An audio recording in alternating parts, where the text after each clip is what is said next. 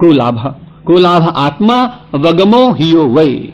भगवान आदि शंकराचार्य ने कहा कि सबसे बड़ा लाभ है आत्मदर्शन, आत्मस्थिति, आत्मा को जानने का प्रयत्न।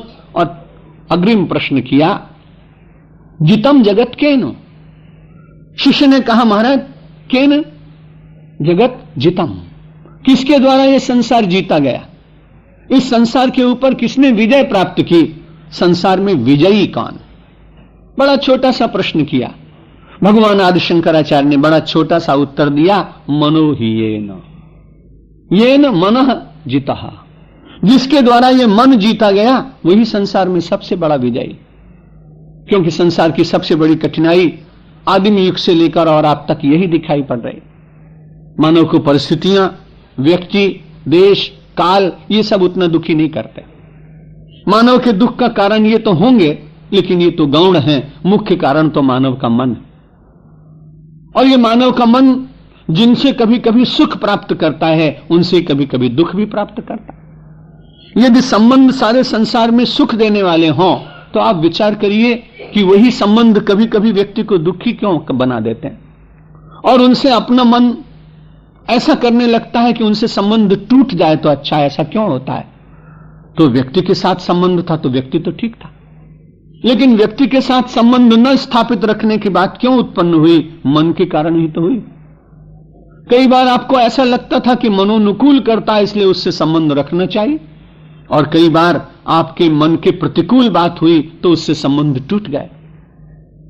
1-2 वर्ष में, हर साल वर्ष में लंदन तो जाने का अवसर मिलता है, 2-4 वर्ष में कभी कभी अमेरिका भी जाता। तो टेक्सास में एक बार गया 3 वर्ष पहले। एक परिवार में भोजन हुआ, साधु सन्यासी भिक्षा करने के लिए जाते, वहां एक वृद्ध माता जी मिल गए। उन्होंने कहा कि मुझे आपसे एकांत में कुछ बात कहनी है। मैं कहो। गुजराती परिवार था, गुजराती मुझे बहुत अच्छी तरह आती। उन्होंने कहा कि मेरे पुत्र हैं और उनके आग्रह पर मैं यहां आई, लेकिन अब मैं इनके साथ रहना नहीं चाहती। मैंने कहा तब तो आपकी बड़ी ललक रही होगी कि अमेरिका देखूंगी, अपने बेटे के साथ रहूंगी। हाँ, लेकिन बड़ी कठिनाई हुई कि मुझे तो मालूम नहीं था कि ये लोग मुझे आग्रह करके बार बार क्यों बुला रहे हैं।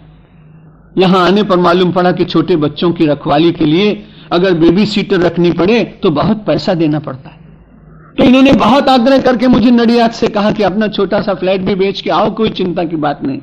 और मैं 5-6 वर्ष से यहां अपने पौत्रों को बड़ी अच्छी तरह से खिला के उनको बड़ा किया।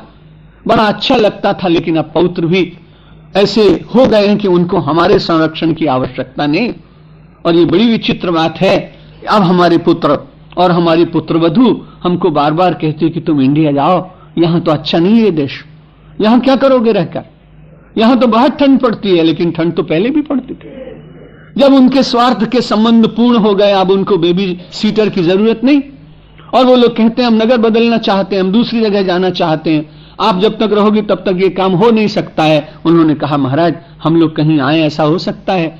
उस वृद्ध माता ने मेरे मन में ये प्रेरणा जगाई, और हमने अभी इस वर्ष 75 कमरों का एक छोटा सा लेकिन अच्छा सा एक वृद्धाश्रम बनाया। अब मैंने उस मां से पूछा कि आप चले गए तो दोबारा फिर इनके पास आएंगे कि नहीं? उस मां ने कहा कि नहीं, इतना अपमान रोज सहन करना पड़ रहा है। देखिए अपने थे, और जिनके लिए रहने के लिए साथ में मन बहुत ही लालायित था, आचरण, व्यवहार और वृत्ति बदल जाने के कारण आज मन ये कहता है कि उनके साथ न रहा जाए। अब आप विचार करिए कि संबंध सुख देते हैं कि मन सुख देता है?